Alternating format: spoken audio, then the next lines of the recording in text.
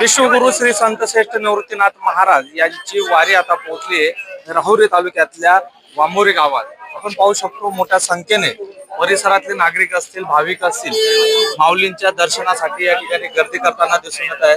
खर तर माऊलींचा हा रथ आहे. या रथात माऊली जे हे या ठिकाणी विराजमान झालेले आहेत. घाटमाथ्याच्या रस्त्यावरनं माऊलींची पालखी वारकरी जे या ठिकाणी रस्ता काढत अंतर पार करत आता पंढरीच्या दिशेने वारी जी ती या ठिकाणी जाऊ लागलेली आहे. खरं तर माऊलींचं हे दर्शन जे ते आपण आपल्या चॅनलच्या माध्यमातून या ठिकाणी पाहू शकतो.